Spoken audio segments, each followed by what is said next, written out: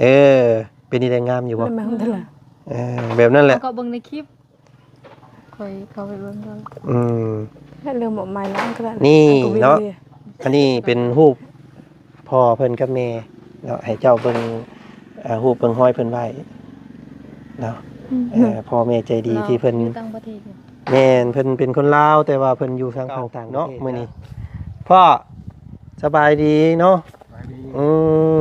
มื้อนี้ลูกมีพ่อแม่ใจดีเนาะเพิ่นร่วมสมทบงบในการเฮ็ดเรือนของเจ้านี่แหละพ่อเนาะเข้ามาอีก6 ล้านเด้อเพิ่นบ่ประสงค์ออกนามเพิ่นให้เบิ่งแต่ฮู้บ่เนาะพอดีต่างประเทศบุรีของลูกได้เงินโอนเงินให้ลูกนี่ให้ดีมีแห้งคนเก็บเนี่ยได้ของใครยามีตลอดปลอดภัย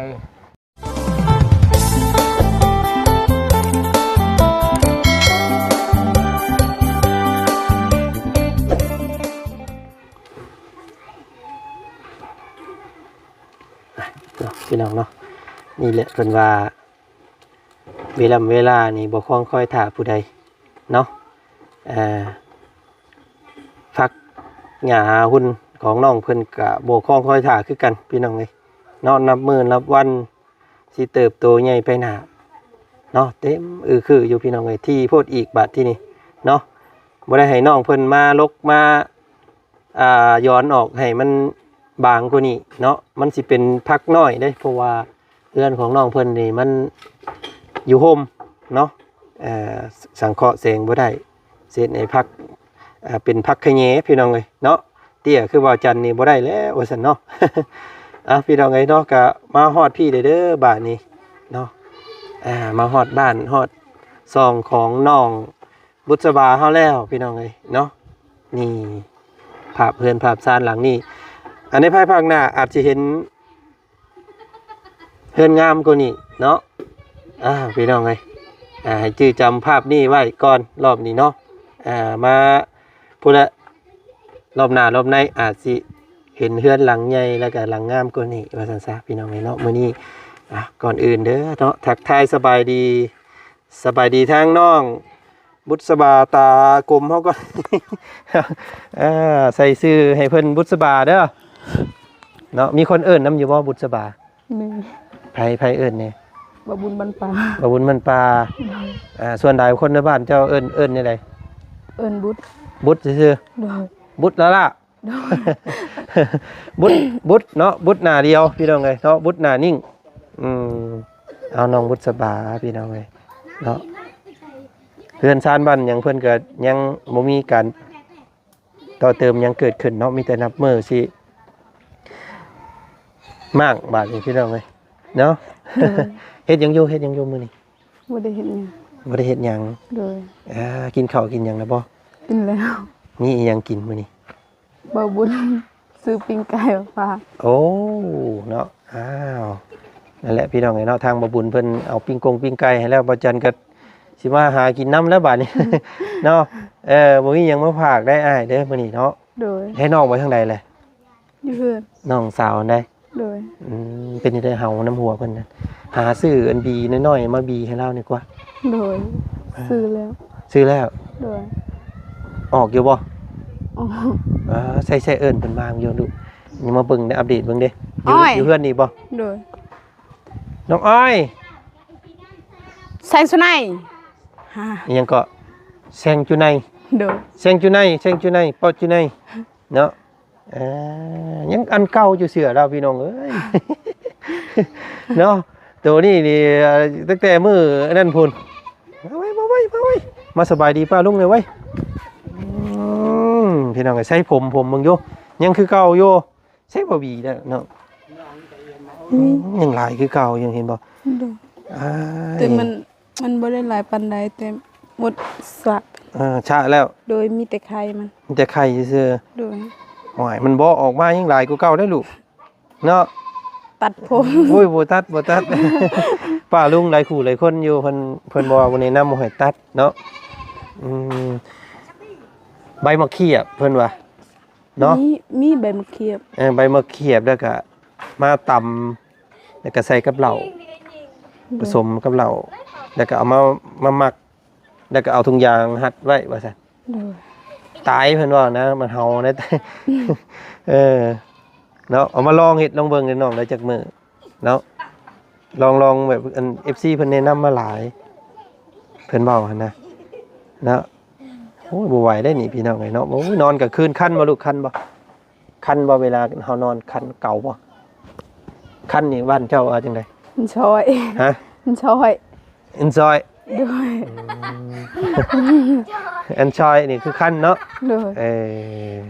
มันก็ต้องคันเนาะคันหัวว่าจังได๋ คันชอยปลา ชอยเปลอ โดย โอ้ยตัวประกอบเพิ่นก็หัวพี่น้องเอ้ยทั้งนั้นเนาะโอ้ยท่านผู้ชมอันชอยนี่ชอยหยังก็ ชอยเปลอ ซอยเปลอคันหัว โดย เนาะคันแห้งเนาะบ่ไหวเนาะ โดย เนาะลูกซอยเปลอพี่น้องเอ้ย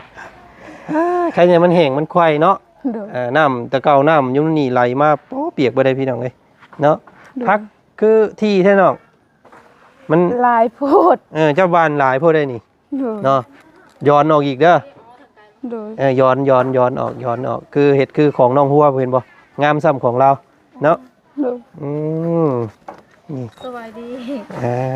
สบายดีน้องหัวเห็นเมื่อกี้นี่คือเพื่อนเจ้าเป็นหยังก็คือว่าอยู่ลุกอยู่หุบอยู่เหี่ยวแท้บาดนี่ไปเฮ็ดท่าอะไรอ่ะน่ะฮะ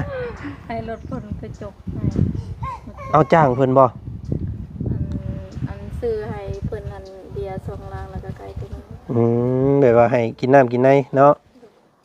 เอาบ่ได้จ้างเพิ่นเนาะอันนั้นเนาะจังพอแล้วเราจังเฮ็ดแบบซั่นสิบ่ได้จ้างเพิ่นเนาะ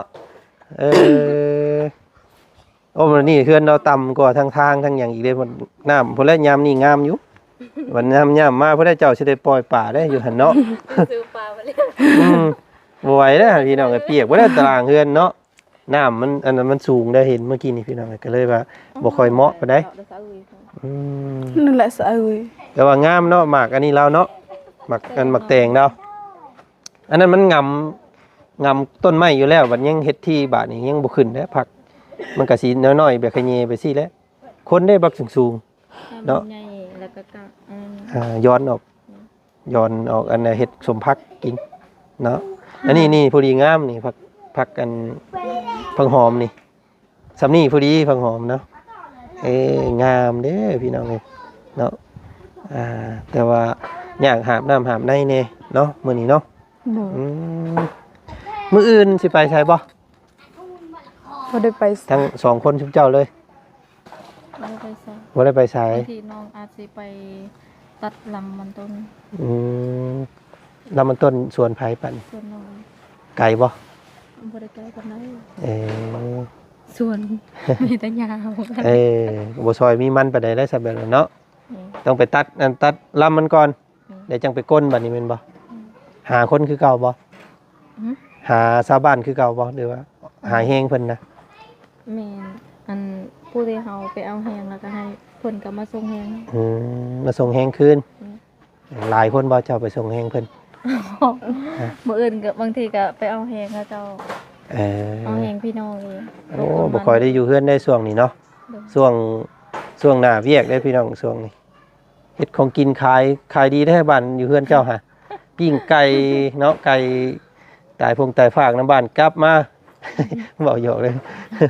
เอาว่าขายมาปิ้งโอ้ยเนาะเพราะว่าคนเพิ่นเฮ็ดเวียกแต่เพิ่นกินข้าวบ่ค่อยมีเวียกบ่ค่อยมีเวลาเฮ็ดอาหารเนาะขายดีเลยแหละค่อยว่าลองเด้อ ลองอะไรบ่มีต้น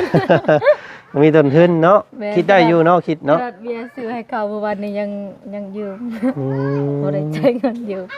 แต่ว่างามได้เพิ่นเฮ็ดให้คักอยู่เนาะเพิ่นเอารถมาจกออกแต่ว่ามันเฮือนเนาะเฮือนมันสูงกว่าเฮือนบาดนี้เดี๋ยวไปติดตามเบิ่งในช่องของบ่าวไร่กับบ่าวบุญสารวัตรเฮาไทยให้เบิ่งอยู่เมื่อกี้นี้เนาะมันก็จะสูงแต่เฮือนต่ำบ่ค่อยเข้ากันปานใดเนาะถ้ามีเงินสิให้เพิ่นดันเข้าตารางพุ่นเด้อ ดู มันจังเต็มเลยนะเนาะสั่นน่ะโอ้ยมาเถอะหน้าเพราะว่าปล่อยปลาบ่ได้เด้นั่นพี่น้อง เนาะ น้องบุตรบ่ได้ไปส่งแห้งเพิ่นบ่เจ้า บ่ เพราะว่าเฮาบ่มีส่วนเนาะ โดย บ่ได้ไปไสสบายนี่เนาะห้วยอันสะเกตหาก็เห็นเด้ออันผมคือเปลี่ยนสีเฮ้ยผมดำๆพี่น้องไงเนาะทรงผม ฮะทรงผมยังก็ ทรงผมออกไหม ผมดำๆน้องสั่งมาทำให้มันดอนแล้วอันนี้พี่น้องเลยเนาะเอาความหมักเนาะบ่คือกันคนเฮาเนาะบ่เป็นหยังดอกสีผมซื่อๆพี่น้องเลยเนาะย่อมเดี๋ยวมันก็ ผมในใจบ่ได้เปลี่ยน จี แล้วจังบ่ได้เรียนลูกได้ผัวแล้วหมู่เทื่อน่ะเนาะบ่ลองเปลี่ยนจกเปลี่ยนใจเบิ่งแน่ยังโดนบ่น้องเจ้าเรื่องลูกเรื่องผัว ยังโดน ฮะ โดน แม่นบ่จังว่ามีแผนอยู่ประจักษ์ บ่มี บ่เว้นะยังบ่ทันได้คิด โดนตอนเล็ก อยาก เอา ไปหาเงินอยู่ หนูสิเฮ็ดเวียกต่อ คำไปนี่ก็สิไปน้ำกันว่าสองคน น้องแล้วอันเขาเปิดประตูเล่าในบ้านนี่ก็สิไปหาเฮ็ดเวียกแล้วกดมันใส่เมย์แล้วก็ไปหาเฮ็ดเวียก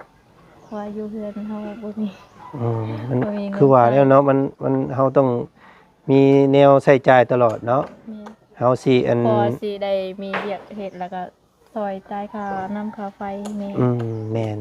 เพราะว่า อยู่เฮือน มีภาระหลายบาทนี่หนึ่งมาไฟเนาะน้ำแล้วหันพี่น้องไงโอ้บ่ไหวเด้เนาะบ่มีเวียกเฮ็ดนอนใส่ไฟอยู่ไปสิบนห้วยค่าไฟออกมา เก็บค่าไฟจ่ายก็ บ่มีเงินจ่ายครับ นี่แหละพี่น้องไงเนาะทุกสิ่งทุกอย่างเพิ่นว่าดีอย่างก็เสียอย่างเฮาสะดวกสบายได้น้ำได้ในใช้แต่ว่ามันก็ต้องมีค่าใช้จ่ายบัดนี้เนาะเฮาอยู่ระลาบบ่ได้เด้อเนาะดีแล้วเฮือนงามแต่ว่าบ่มีเงินใช้คือเก่าเด้เนาะ มีแต่เงิน เงิ เงินในกระเป๋าบ่มีจะเก็บ อ๋อพี่ทำไงเอามีแต่หาเวียกหางานเฮ็ดคือว่าหั่นแหละดีแหละได้ทุนมาจังเฮ็ดอันห้านค้าเด้อ โดย เนาะมันจังบ่ได้ไปทางอื่นขายมีเปิดห้านค้าอยู่หั่นมีคนมาหาเองมีแต่เงินบ่ต้องไปหาเนาะขายเหล้าขายเบียร์แล้วผู้สาวซ้ำ เนาะเต็มอยู่หั่นได้หาคักเด้เนาะเหมาะอยู่เพราะว่าเฮือนเรามันทางเข้าบ้านเนาะเหมาะอยู่บ่ได้ไปส่งแห้งหมู่เนาะ โดย อยู่เฮือน มีแต่อยู่เฮือนเสมออื่นเด้อ โดย เพราะว่าอ้ายกำลังสั่งไม้มีแต่ว่าสุเจ้าอยู่เฮือนก็สิเอาไม้ลงหม่องใดแล้วก็เอาไม้มาห้องไว้ท่าเนาะว่าหลายได้รอบนี้เนาะไม้เฮือนเบิดหลังนั่นแหละพ่อเด้อ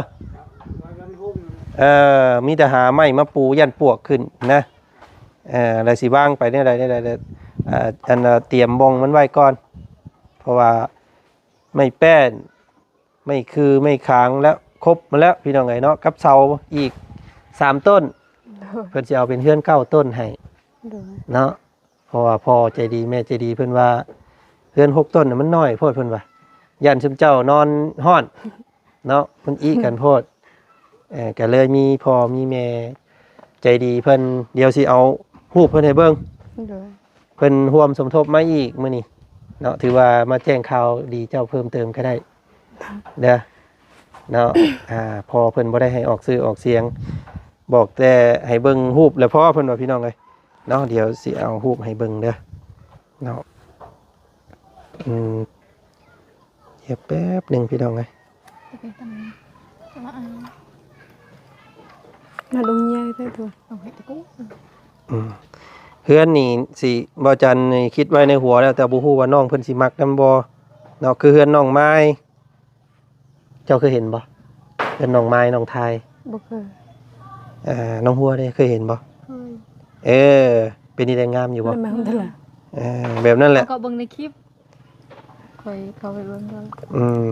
ให้เริ่มออกมาแล้วก็ได้ นี่เนาะอันนี้เป็นรูปพ่อเพิ่นกับแม่เนาะให้เจ้าเบิ่ง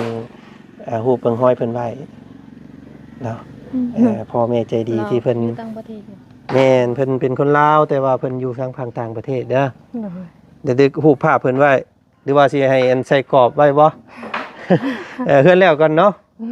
ใส่กรอบอันปิ้นใส่กรอบไว้แล้วมาจารึกเบิ่งรูปเพิ่นไว้เพิ่นมีพระคุณนำเฮาเด้ โดย เนาะเอามาห้อยไปแผ่นไว้ผ่าไว้เบิ่งว่าเพื่อนหลังนี้ได้ย้อนเพิ่นนะเนาะ โดย ก็ น้องก็สิเอาพอบุญโทไปใส่ แม่นเจ้าก็ให้ทางบ่าวบุญเพิ่นปิ้นให้ก็ได้คือพอเพิ่นพอได้มาบอกลูกบอกเต้าเฮาแล้วเนาะบัดเฮาใหญ่พอแล้วมีลูกมีเต้าแล้วนี่เด้พอตู้มีตู้ซุมเจ้าที่ว่าเฮ็ดเฮือนให้นะเนาะดีคือกันเนาะน้องเนาะน้องคิดว่าได้ได ดี เนาะเป็นความคิด น้องก็แฮงอยากเบิ่งอยากไปหาพ่อแฮงไปเลย อืม เงิน จังหวะเด้อนี่ก็ เราอยู่สวรรค์เราได้อยู่ เนาะอยากเห็นหน้าเพิ่นจักครั้งหนึงเนาะ โดย มันมีโอกาสคือได้ยินทางพ่อเพิ่นคุยกับบ่าวบุญอยู่ว่าถ้ามีโอกาสก็อยากพบอยากพ่อน้องอยู่ว่าซั่นเนาะไว้บัดน้องลงไปเยี่ยมไปยามตู้พ่อแล้วจังหาทักหาเพิ่นเก้าเพิ่นสะดวกก็ให้เพิ่นมานัดพ่อกันหมู่ใดก็ได้เนาะ โดย จังว่ากันเด้อตัวนั้นเนาะถ้าเฮาบุญสอดจอดเกี่ยวกันมันหักสิเห็นกันเองดอกน้องเอ้ยเนาะคือคู่ครองคือกันเด้อ โดย เนาะฮอดมือมันหักสิมันสิบินมาเองดอกเนาะแม่นเนาะ เนาะอันนี้พ่อเพิ่นให้เบิ่งแต่รูปซื่อๆบอกแต่ว่าพ่อแม่ใจดีกับพ่อเด้อเพิ่นว่าพี่น้องเนาะเป็นจุดประสงค์ของเพิ่นอยากให้เฮือนเจ้าเป็นเก้าเสา โดย คือเฮือนน้องไม้เดี๋ยวเจ้าเข้าหาเบิ่งคลิประเบ้าก็ได้คลิปอ้ายก็ได้เนาะ โดย เฮือนน้องไม้ซะเป็นแบบนั้นแหละสิคิดว่าสิเฮ็ดแบบนั้นให้เด้อ โดย เนาะงามบ่งามก็จังว่ากันอีกแหละพี่น้อง สีนั่นเลยบ่ ส่วนสีไม้ผาสุดงสลาจังเลือกกันไหมเนาะ โดย แต่ว่ารูปทรงซื่อๆนะ โดย ทรงแบบนั้น เป็นมาชราก็เอาแบบนั้น บอกว่าเขาสามารถเลือกได้สีอันนั้นเป็นนะแต่ว่าทรงในแบบนั้นเนาะมีสองห้องเพิ่นว่าโอ้ยว่าน้องบุตรใหญ่ว่าน้องนั้นใหญ่บัดสินอนห้องเดียวกันกับบ่แม่นเพิ่นว่าพี่น้องก็เลยเพิ่นอยากให้สองห้องให้เด้อ โดย เนาะเอามีแต่มื้ออื่นเตรียมท่าเนาะ โดย คือว่าแล้วเอาไม้เอาหยังห่างไว้ถ่าเด้อพอเด้อเนาะเอาแล้วโอ้ยมันคือสีเรื่องๆแท้อันนี้เนาะย่านอยู่จากมือย่านชุมเจ้าสิสัตว์ลงตารางอยู่นี่เนาะพามาพี่ก่อนมาพี่เนาะมาอยู่น้ำพอแป๊บหนึง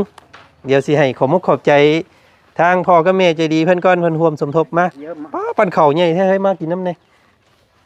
ให้น้องวุฒิมายืนเทียงกันลูกพี่มันยืนเทียงทั้งกินกับยังนี่ กินไก่ซีโน กินปิ้งไก่เซโนปั้นเข่าทอหัวมาเงานี่พี่ เอ้ยเนาะคนเด้เป็นแต่แพงจิบเจือบอกว่าเฮาเต็มหัวบ่ได้เด้อตูเนาะนี่น่ะเด้อเฮ็ดรักษาให้น้องนี่เด้อ โดย น้องบุตร มีอันคอมเมนต์อยู่มื้อนั้นเนาะน้องบุตรว่าซั่นใหญ่อันโตเป็นสาวแล้วเป็นพี่แล้วยังบ่เบิ่งอันเฮาให้น้องแน่ว่าซั่นว่าเนาะกับ อยากเบิ่งอยู่แต่ รักษายากเนาะ โดย เพราะว่าเด็กน้อยมันเพิ่นดินเด้ค่อยเป็นค่อยไปเนาะมื้อหน้าอาจสิเกลี้ยงก้อยกว่านี้เด้อลูกเด้อโอ้ยว่าสิซื้อเสื้อมาให้เราแต่ละมื้อว้าวพี่น้องไอ้ผู้ดีแหละรอเงินออกก่อนเดี๋ยวสิซื้ออันมาให้เด้อลูกเด้อเสื้อใหม่เนาะใส่แต่ตัวเก่าเนาะมื้อนี้พ่อสบายดีเนาะ ไปดี มื้อนี้ลูกมีพ่อแม่ใจดีเนาะเพิ่นร่วมสมทบงบในการเฮ็ดเฮือนของเจ้านี่แหละพ่อเนาะเข้ามาอีก6 ล้านเด้อเพิ่นบ่ประสงค์ออกนามเพิ่นให้เบิ่งแต่รูปพ่อเนาะเดี๋ยวบ่าวจันจะเอารูปให้พ่อเพิ่นเบิ่งอีกแล้วกันรอบหน้าเนาะมีแต่มื้อนี้เอาฝากขอมขอบใจพ่อกับแม่เพิ่นแน่เนาะเพิ่นเบิ่งเจ้าอยู่เด้นี่พ่อเอา ขอบใจ ขอบใจแม่และพ่อทางฝั่งประเทศ เอาที่ทุกคนเอาตัวพ่อกันเนาะ เอาหนุ่มมือ ใจหลายๆพอแม่จะดีพอจะดีต่างประเทศอุดีของลูกได้เงินโอนเงินให้ลูกนี่ให้ดีมีแห้งคนเก็บเนี่ยได้ของใครยามี โดย ตลอดปลอดภัย โดย นะทุก ดีใจเนาะพอเนาะใกล้เข้ามาแล้วบ้านนี้พี่น้องใกล้ความจริงเด้อเนาะเฮือนนี่สิเอาเป็น9ต้นเด้อเพิ่นเห็นว่า6ต้นน่ะมันน้อยเพิ่นว่าเนาะก็เอาติดตามเบิ่งนํกันเนาะเอาน้องบูธขอบพระคุณพ่อแม่เพิ่นแน่ โดยขอบใจเบทั้งขอบใจแม่และพ่อทั้งทางประเทศขอให้อยู่ดีมีแฮงไปสายมาสายก็ตลอดปลอดภัยความเจ็บใหญ่ใดความใครมีพัฒนาสิ่งใดคอยใดสิ่งนั้นสาธุและขอบใจชุมอายนำเด้อขอบใจเบาจันไปสายมาสายก็ตลอดปลอดภัยความเจ็บใหญ่ใดความใครให้มีพัฒนาสิ่งใดคอยใดสิ่งนั้นสาธุ โดยเนาะเอาพี่น้องเอ้ยเนาะสำหรับเบาจันเองเนาะก็คือเก่าหั่นแหล้วพี่น้องเอ้ยเนาะอาศัย FC เพิ่นเบิ่งเพิ่นส้มเนาะฮักเบาจันก็บ่ให้ฮักหลายเด้อฮักน้อยๆเนาะแต่ให้ฮักนานๆฮักหลายแล้วมันเบิดเดี๋ยวมื้อหน้ามื้อในสิโอ้ยบ่เบิ่งแล้วหรอกเนาะมันเบิดเด้อพี่น้องเอ้ยเนาะ ฮักอันน้อยๆแต่ว่าให้ฮักเฮิงเนาะเอาเบิ่งน้ำกันนานพี่น้องไอ้เคสนี่ว่าสิแล้วง่ายแล้วหลายซำใดเนาะก็ขึ้นอยู่กับผู้ใหญ่ใจดี FC ทุกคนเด้อที่เบิ่งน้องเพิ่นสนับสนุนน้องเพิ่นเนาะเอาดีใจนำเด้อมื้อนี้เนาะสบายดีเนาะทางบ่จันเดินทางทางอื่นก่อนเด้อมื้ออื่นถ้าเป็นไปได้มื้ออื่นเนาะเดี๋ยวบ่จันสิทักมาหาอันทักหาว่าจันแน่ก็ได้เพจเจ้านะเด้อเป็นหมู่กันแล้วบ่เฮานะยังอยู่โอ้เฮ็ดเฮือนสิเฮ็ดเฮือนให้เป็นดังบ่เป็นหมู่กันซ้ำบาดนี้ เป็นเบาจันทักหาในเด้อเดี๋ยวสิติดต่อนัดกันมันจังบ่เสียเวลานะเนาะเอาติดตามมึงเนาะไปสมื้อนี้ลูกล่ะแซ่บบ่สบายดีเนาะเดี๋ยวมื้อหน้าบอกหมอผู้ชายนี่เด้อให้เพิ่นเข้ากล้องนำแน่เนาะพ่อเพิ่นอยากเห็นว่าซั่นเนาะไปสิพี่น้องมื้อนี้มาแจ้งน้องเพิ่นซำนี้ก่อนเนาะมียอดสมทบเข้ามาอีก6ล้านกีบเด้อพี่น้องเนาะพอเพิ่นว่าอยากให้เป็นเฮือน9ต้นอันนี้6ต้นนึงพี่น้องเนาะพี่น้องก็สั่งเพิ่มเรียบร้อยแล้วจักสิเบิดซำใดงบในรอบแรกเนาะพี่น้องเนาะก็เอาติดตามเบิ่งชมนํกันอีกคลิปหน้าแล้วกันคลิปนี้ทางบ่จันไปก่อนเด้อสบายดีเด้อเนาะพ่อแม่พี่น้องหมดสุขสุขคนไปพี่น้องเนาะ